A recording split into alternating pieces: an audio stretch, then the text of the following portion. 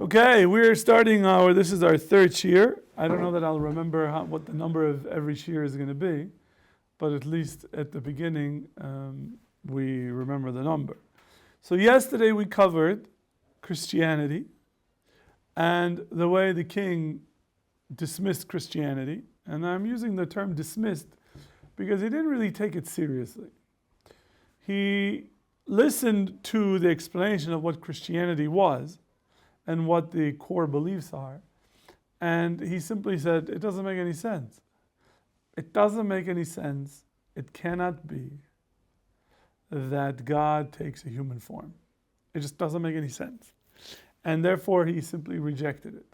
The whole stories of whether it's the Messiah and all this, he doesn't deal with it because obviously he doesn't know what those terms are, and it's really not something that's pertinent to the conversation right now. It might be for us another day to look at, how do we look at the writings of the New Testament and what they're trying to do, but that I don't want to do that right now. I want to focus on the Kuzari, but we can do that. Yes. Which king was it that dismissed? This is the kings of the Khazars. The Yehuda Levi wrote this as a dialogue between a king and different sages that he invited.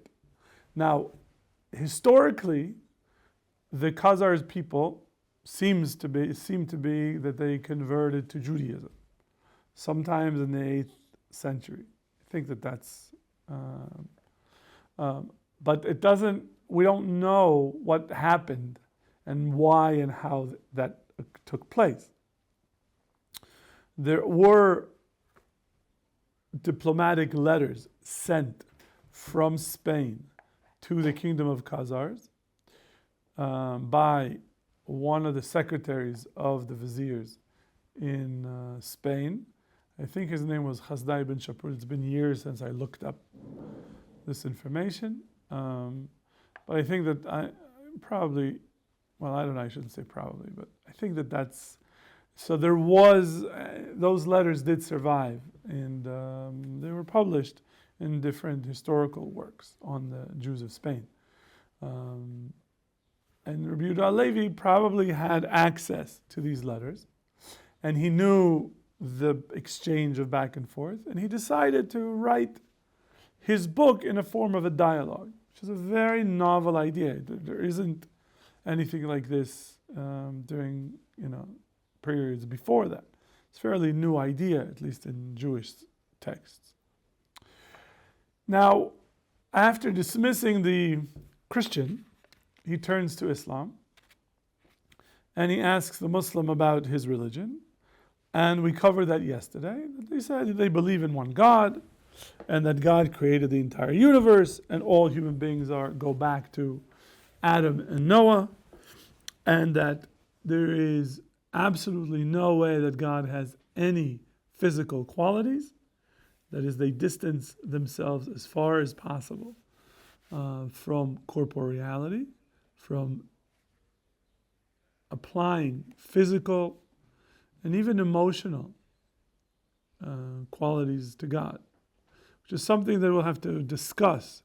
How do we, when we use terms of emotions about God, such as God is getting angry, or love, and all that, how do we understand that within a Jewish concept? The real major text for that is the Rambam's Guide of the Perplexed, Moyer Nevuchim.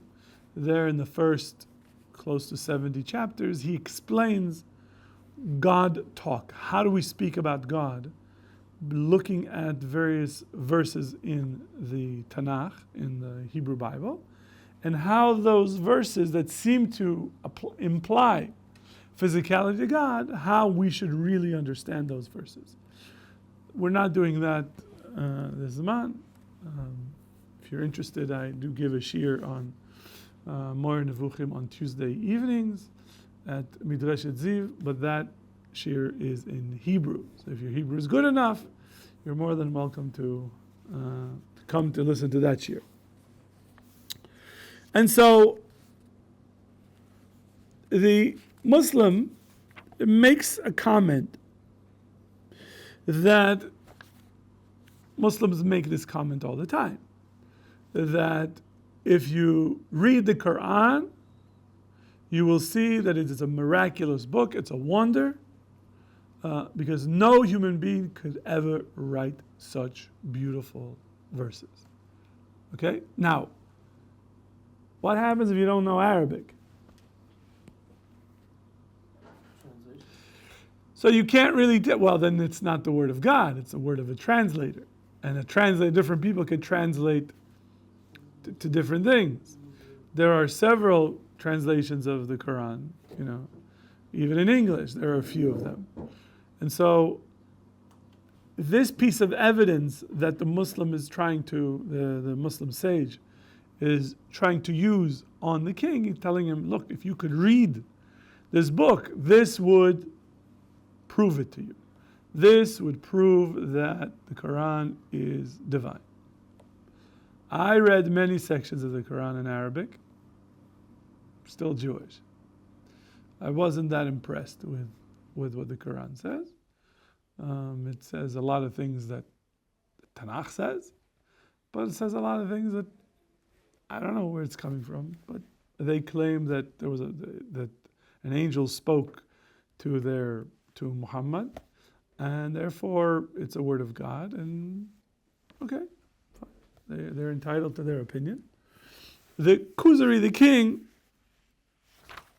says as follows: if you want to teach somebody about belief, emunah, in the words of God, you will have to bring evidence that God speaks to people. Is that a fair statement? Is that a reasonable statement to make? Or is he asking for something that is beyond the capability of any religion to prove? That is, there needs to be some evidence that God speaks to people. What the Muslim has is only a claim that God speaks to people. He just says, God spoke to Muhammad in a cave. And he says, you have to bring well-known pieces of evidence so that I can't simply dismiss it. And then it would be very difficult to deny that God speaks to people. Now, with regard to the wondrous nature of your book, says the king, that is written in Arabic, I don't speak Arabic and I can't tell the difference. I don't know if this is beautiful Arabic or not beautiful Arabic. How would I know? And this is why I think it's just a very important comment to make. That one of the greatest weaknesses that people have is that they can't read the text in the original language. You should always, when you can, do everything in your power to read the text in its original form. So if you're reading, if the text is in Hebrew, you should read it in Hebrew. But I don't know Hebrew. Okay, well, what do you want to do? Then go learn Hebrew. Right? That is, when I came to graduate school, my professor at UCLA was very clear. He said, look, you're not going to be able to succeed unless you know Greek and Arabic. Goodbye. That was it. That is, if you don't go learn Greek and Arabic, there's nothing to talk about. Nothing to talk about. So I started to learn Greek. And I remember the first test I received in Greek, I said, it looks Greek to me. And the teacher said, Matalon, you're going to scale a C in here if you don't knock it off. Like that. I thought it was kind of funny. It's all Greek to me, get it? But she did not appreciate it. But she was a very good language instructor. I don't remember her name. I don't know what she's doing these days. And I started studying Arabic. And also I studied Aramaic formally, the way that you would learn Spanish or French. One of the few people that I learned Aramaic, doing verb charts and conjugating, verbs and all of that. I was a professor at UCLA. It was a very good. He was a native Aramaic speaker. He was a Jewish person who grew up in Kurdistan, in the mountains of Kurdistan, where they spoke Aramaic. That was his native language. and he was a brilliant linguist. He knew a lot of languages, and it was a lot of fun to learn Aramaic. I really enjoyed my time. But the point is, if you're going to read a text, you should do the best you can reading it in the original. If it's the Quran, then you should learn Arabic. That's why I spent a lot of years studying Arabic, because I wanted to understand the Rambam's writing in the Guide of the Perplexed. He wrote it in Arabic. And I also learned the Kuzari in Arabic, because it's very important that you should be able to read the source language. That way, no one is filtering for you. When you're reading a translation, someone is doing the filtering for you. They are making decisions. They might be making every decision correctly. They might, but you would never know.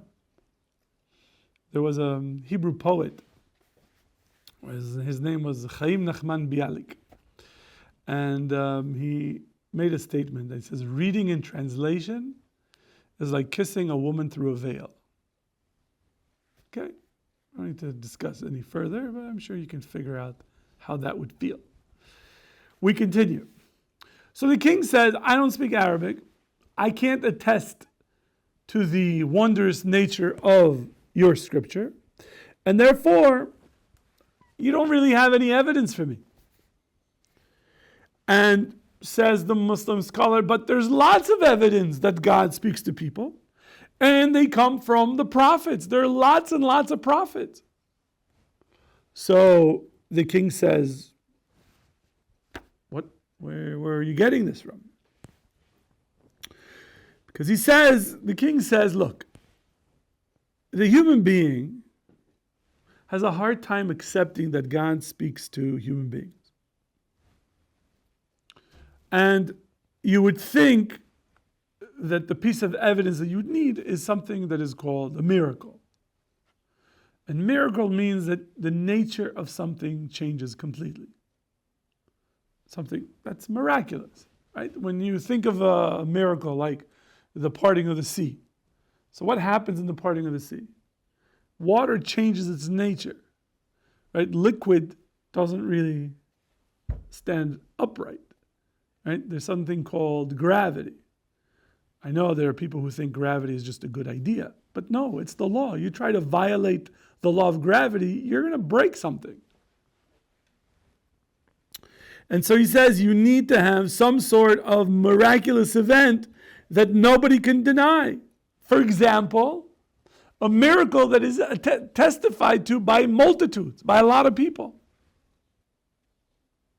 Not a guy who goes into a cave and comes out and says, hey, God spoke to me. Evidence? Any proof? What? And so he says, if there was such evidence of a miracle that a large amount of people experienced, saw it with their own eyes, not that they heard this story from somebody else, that somebody had a dream and he told his dream to somebody else, and that somebody else told, yeah, he had a dream, and how do you know that he really had a dream?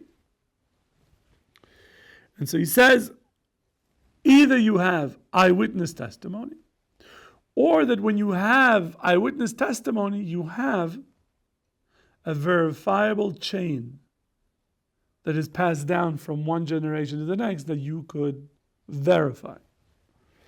And therefore, we would be sure that there's no doubt that this event happened. That is, it wasn't done through LSD. Right, that somebody took an LSD. I saw somebody sent me a photo. There's this old woman who's standing in water knee deep, and she's petting 3 crocodiles or alligators. And she says, Grandma had 2 passions in her life, LSD and ducks. I thought that was hilarious. And so you have to make sure that whatever you are being transmitted, the piece of information, is something that has a reliable chain of transmission, and that it seems to be that you cannot simply account for it as a dream, or worse, kshofim, witchcraft. Right? That somebody did some hocus pocus, illusions. There were people who were able to do illusions even back then. But what about false miracles? False miracles. What's a false miracle?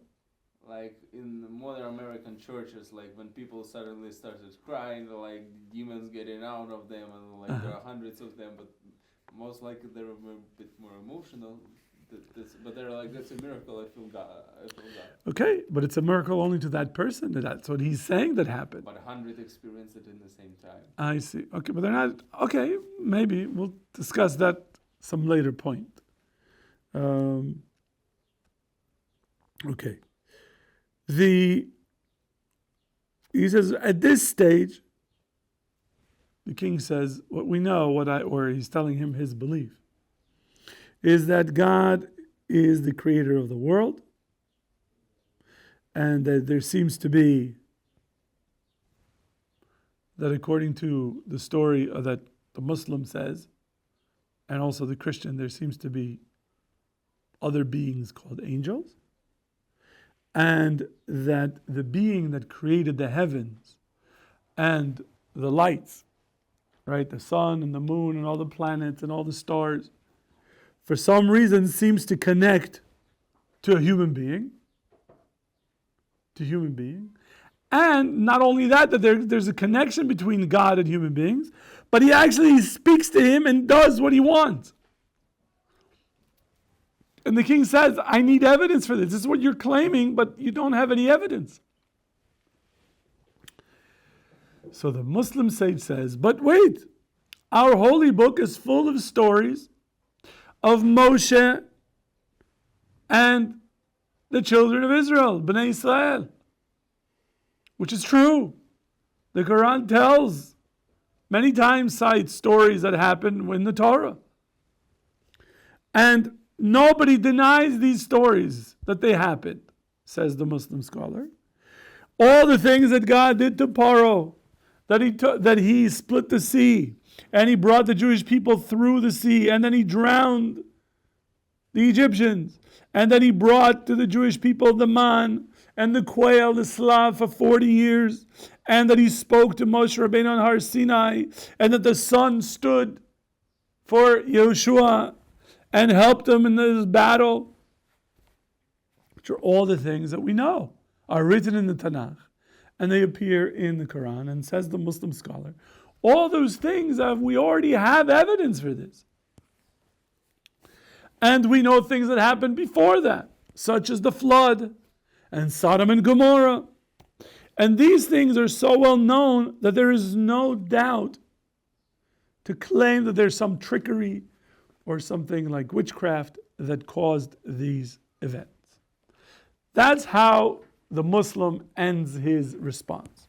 So the king says, after hearing you, I realize I have to speak to the Jews. Because you're saying that your book is based on the traditions of the Jewish people. And so I guess I have to go to the source. I have to go back to the Jewish people who are the descendants of Bnei Israel. They are the remnants of Bnei Israel, and ask them. Why? Because everybody seems to claim that they are the proof that God gave the Torah on earth. Think about it. Everyone wants to kill us. What? And everyone wants to kill us. Everyone wants to kill us. That's because of, I think you have to keep in mind the Geras Teiman. The Rambam wrote a small treatise, and it's worth for everybody to read it. You can find it online in English. It's called the Treatise to Yemen, or the Letter to Yemen, where the Rambam explains why people are always after the Jews. And he says because really their war is against God, but they cannot attack God, and so they attack us. And they do it in two different ways. Either they do it through slaughter, through the sword, or through argumentation and trying to argue with the Jews to convince them to abandon Judaism. That's how the Rambam explains the two. And there's also another methodology that we've seen in the last 200 years, which is assimilation, right? Secularism. That's something that the Rambam didn't experience. They didn't have that. Secularism is a development of the modern period. And we are in the postmodern period in the historical scheme of things. But it was a real danger. And there was an attempt that this is the way that we're going to bring an end to the Jewish problem. There has always been a Jewish problem in the eyes of the non-Jews. And the question is, what was the solution? So we know that in 1942 in the city of Wannsee, the Germans proposed the final solution, and we know what that was about. And there are other solutions that people tried, and the Jewish people also tried to find a solution for that. Zionism, at least in the Herzl's model or Chadam's model, those are two models of Zionism that certainly doesn't take into account the Torah and the Jewish tradition, but they tried to solve it their own. And we also have a solution for this. That we understand that the role that we have is to be a light unto the nations. That the way to bring the redemption and bring the goal of what the Kadosh Baruch Hu is through living a holy life according to the Torah. And bringing Nachat Ruach, making Kadosh Baruch Hu happy. So, the king sends for a Jewish sage. And what do we call a Jewish sage? A rabbi, chacham, femod. So he sends he brings a chacham to his palace, and he asked him about his emunah. What do you believe in? He says, I believe in the God of Avraham, Yitzchak, and Yaakov that took the Jewish people, Bnei Israel, through miracles from Egypt and sustained them in the desert and gave them the land of Canaan after he brought them through the sea of the Red Sea, and they crossed the Jordan with miracles, and he sent them Moshe Rabbeinu as it says in the Torah. And after Moshe Rabbeinu, God sent thousands of prophets.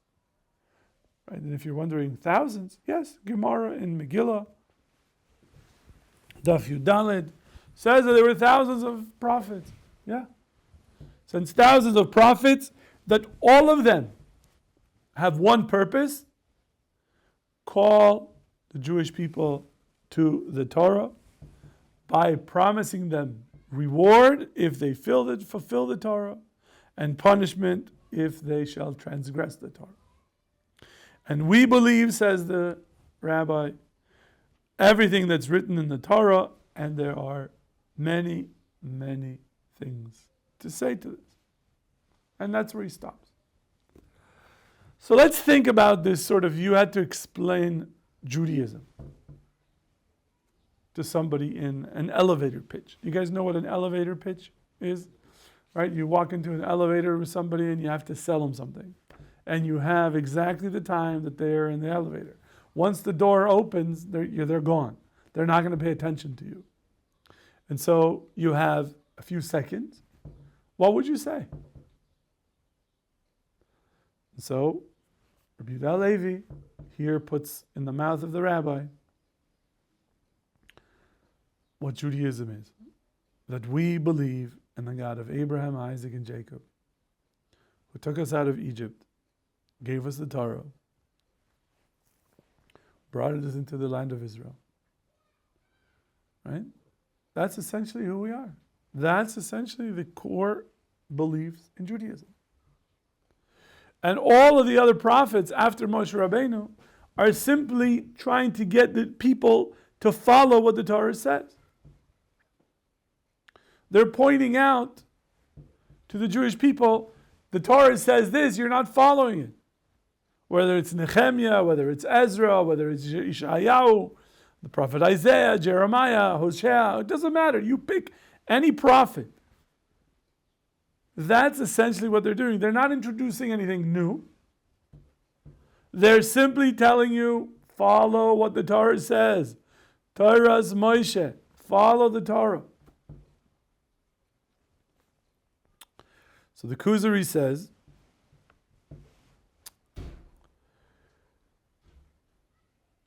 I was right not in bringing the Jew to discuss his religion. It was a mistake to bring you, he says. Why? Well, we're pretty much like, yeah, that's who we are. What's wrong with it? What's wrong? Everything okay? You look worried. Don't worry. Kuna Matata. He says that I thought that the chain of their tradition is broken and that really they don't know anything, and that because of their poverty and weakness, they lost every good quality. That's what he thought.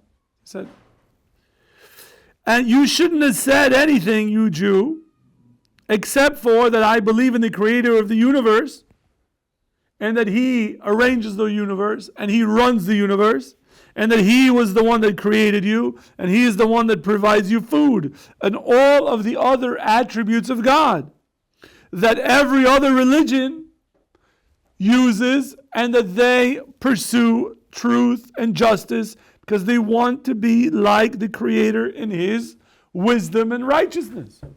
But you didn't say that. You started with Avraham, Yitzchak, and Yaakov. Why? Doesn't make any sense.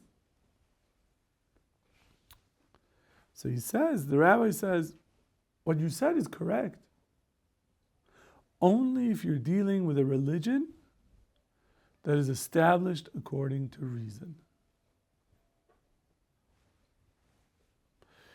If you have a religion, that the purpose of the religion is to establish a good moral society, then you're right. That is, if you have a bunch of very wise men sitting in a room, coming up with a religion, using the best rational capabilities that they have, in order to create the best society that they can think of, then you're right. I should have started the way that you're telling me. But that type of religion, although it does come from the intellect, the human ability to arrange society in a healthy way, but there's lots and lots of doubts about this. Why? Because if you ask the philosophers never agree on anything, which is true. I was a student of philosophy, They don't. Aristotle doesn't agree with Plato, and Plato doesn't agree with Aristotle. Plotinus disagreed with Aristotle, and Thaimias had a different interpretations of this, and Themistius had another one. And they had Al-Farabi and Ibn Sina and Al-Ghazali. They all disagree. You're right. Just go take a philosophy course.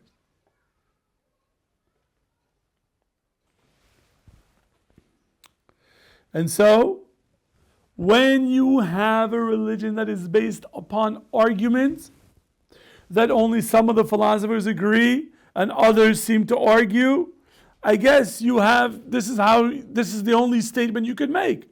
That we believe in the God, the creator who runs the universe. Okay, maybe that's the case. That's what you could say. So now the king says he's impressed. He says, I see that what you're saying actually makes sense. But I want to understand more. Can you explain to me a little bit more? And he says, sure. But the way that I'm going to start is that I started with a proof for the truth of Judaism or the validity of Judaism. I started with what is the proof for the validity of Judaism. And once you understand, there's no need for any further evidence or proof. And so he says, how does that? The king feels like he missed it. Like, what just happened here? He's not alone. You just told me that you believe in the God of Avraham, Yitzchak, and Yaakov, okay? And that he took you out of Egypt, and you got the Torah on Har Sinai. All of that stuff that's in the Tanakh, how is that a proof? What's going on? And so he says, let me make a few introductory remarks before we move any further, because I see that you're having a difficult time understanding what I'm saying. Just like Israel. So he says, okay, go ahead, start. And he says, if somebody would have told you that the king of India is a man of chesed. What's chesed? Kindness. Of kindness. He's a generous and kind king. And that you should look up to him, you should praise him, and you should tell people his acts of chesed, of love and kindness. This is what people are telling you.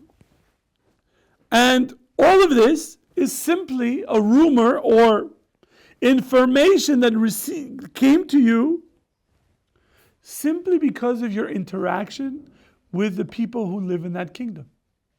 You never met the king. You never visited there. You just had contact with people from that region, and you see that they are righteous, that they have good moral qualities, and that when they do business, they are honest. Would you agree that you should look up to this king? Well, ask yourself, would you agree based on that? You say yes. I would say not yet.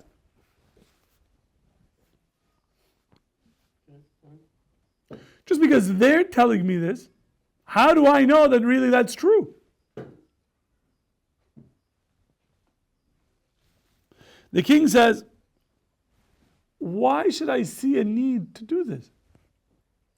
I would doubt this. Maybe the people of that kingdom are good people because they're good people. And it has nothing to do with their ruler. And it's possible they don't even have a king. Right? Theoretically, it could be. They can have a different political structure. And maybe it is because of the king, or maybe because it's both. I don't know. Who knows? So we end up with a question mark, a suffix. So then the rabbi says, but if agents from the king came to you with gifts that you cannot in any way doubt that they came directly from the palaces of India. That is, you couldn't find them on AliExpress. You can only get it in this place, and you knew that it's clear that it came from the king himself. And there's a letter that's written from the king himself to you. And the letter includes with him all sorts of medications that provide you health for different ailments, that they keep you healthy. And also the letter included poisons to allow you to use them against your enemies.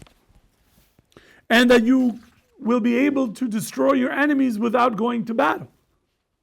Would you then not have to listen to this king? Wouldn't you have to follow this king?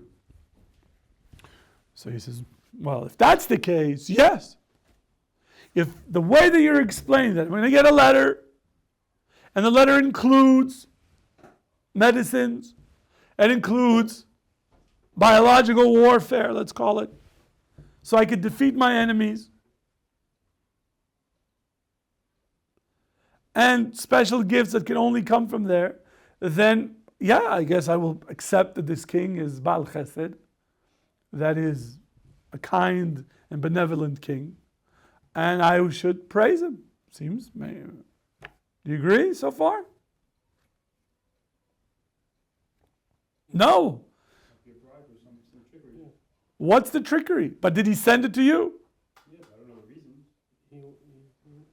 Either he cares for you or he wants to use you for something else, and he's using incentives to bring you in. Kind of. Okay. You guys are skeptics now. The king is convinced, but you're sitting on the fence saying, wait a minute. They're telling me that this king is great, and that he's Baal Chesed, and that he sent me these wonderful gifts. He wrote me a personalized letter, and I'm getting things that will benefit my life greatly.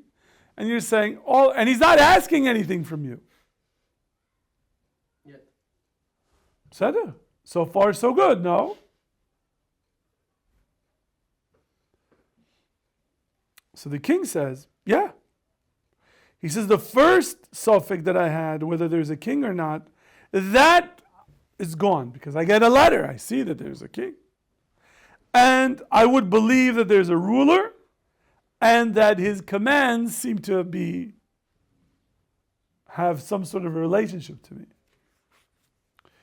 Now, the rabbi says, if somebody asked you to describe this king, how would you describe the king? At this stage of the argument. That is, if you only knew what I told you, that there's a king of India, that he's Baal Chesed, and that he sent you some gifts with a letter that has both brand new medicine that will cure you and keep you healthy, and also biological weapons, so you can defend yourself against enemies. How would you describe this king? That's what the rabbi asks. And so, the king says, well, first I would say, I would describe him in the things that my eyes have seen. And after that, with attributes that, although I doubted before, but now, based on the evidence that I have, I will describe him with the things that I know. And so he says to him, the rabbi says to him, that's why I answered you in exactly the way I did. You asked me a question that Moshe Rabbeinu was asked by Paro. Paro, when he came to Paro, right, he said, Elokei ha'ivrim shalchani elecha. The God of the Hebrews has sent me to you. Right? That's what he said. What is the God of the Hebrews? The God of Abraham, Isaac, and Jacob. Right? You should know, it's a very interesting piece of information. When in the Bible, Bnei Israel, or what we call today Jewish people, are talking to one another, they call themselves Bnei Israel. But when they describe themselves to other people, they call themselves Hebrews. They don't know them by any other name. Okay? So,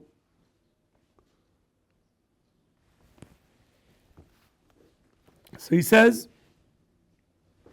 Abraham, Yitzchak, and Yaakov were famous at the time.